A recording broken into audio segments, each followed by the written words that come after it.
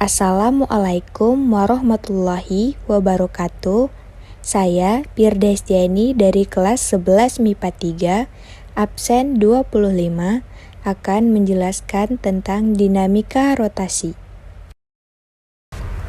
Dinamika rotasi merupakan ilmu yang mempelajari tentang gerak rotasi atau berputar dengan memerhatikan aspek penyebabnya, yaitu momen gaya.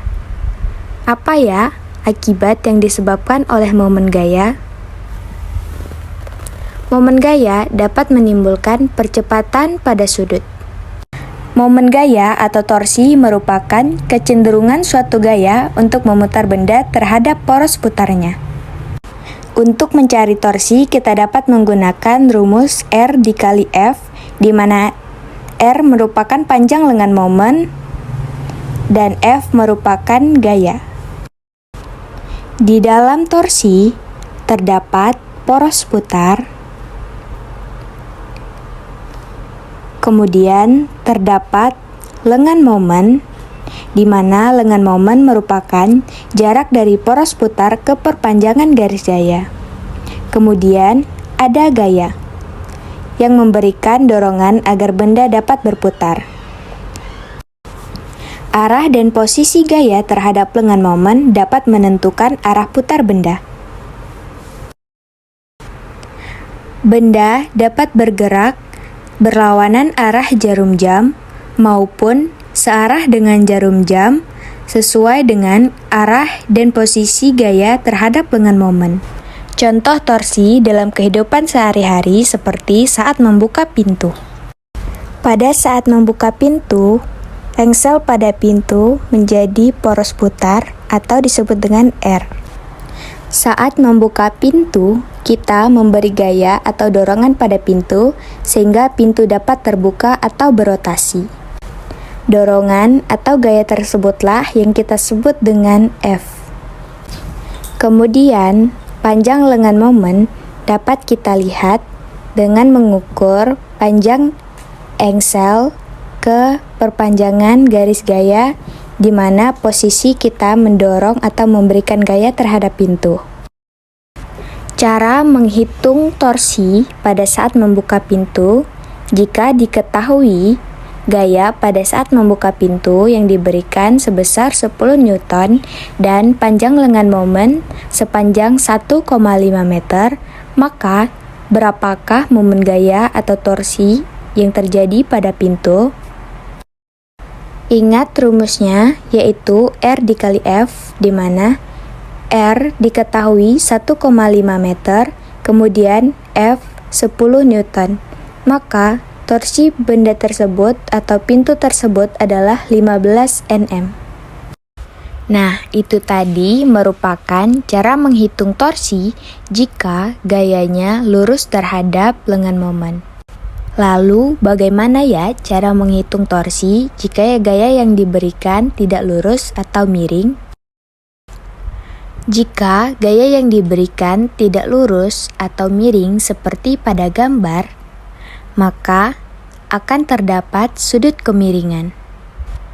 Jika arah gayanya seperti ini, maka arah gaya tersebut dapat dipecah secara vertikal dan horizontal.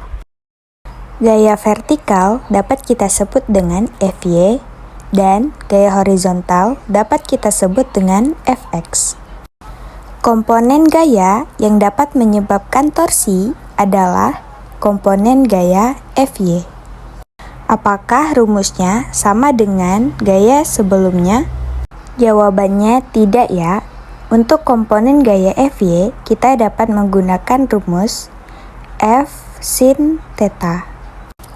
Sebagai contoh, diketahui sudutnya sebesar 30 derajat, kemudian panjang lengan momen sepanjang 2 meter, dan gaya yang diberikan sebesar 15 Newton. Kita masukkan rumus yaitu R dikali F sin theta. Panjang R yaitu 2 meter dikali besar gaya yaitu 15 Newton, sin theta yaitu 30 derajat. Maka 2 dikali 15 sin 30 yaitu 1/2, hasilnya 15 nm. Itu tadi cara menghitung benda jika gayanya hanya satu. Lalu, bagaimana ya jika gaya yang diberikan lebih dari satu? Jika gaya yang diberikan lebih dari satu, maka kita harus mencari resultan torsi, yaitu dengan menjumlahkan torsi F1 ditambah torsi F2, kemudian ditambah dengan torsi F3. Pada gambar sudah diketahui besar gaya dan panjang lengan momen. Maka yang perlu kita lakukan hanya menghitung satu persatu torsi dari 3 gaya tersebut. Sesuai dengan rumus yang sudah kita ketahui, yaitu R dikali F. Maka, tinggal kita masukkan panjang lengan momen dan besar masing-masing dari gaya. Lalu, bagaimana ya cara menjumlahkannya? Maka, kita buat kesepakatan. Jika arahnya searah jarum jam, maka bernilai negatif, dan jika berlawanan arah jarum jam, maka nilainya positif. Lalu, kita tinggal jumlahkan. Arah benda dapat kita lihat dari arah dan posisi gaya terhadap lengan momen. Dapat kita lihat pada gambar, gaya pertama berlawanan arah jarum jam, gaya kedua searah dengan jarum jam, maka nilainya negatif, dan gaya ketiga berlawanan dengan arah jarum jam, maka nilainya positif. Maka hasil dari ketiga gaya tersebut adalah 8,5 nm positif, yang berarti berlawanan arah jarum jam. Sekian penjelasan yang saya sampaikan, semoga dapat dengan mudah dipahami. Terima kasih.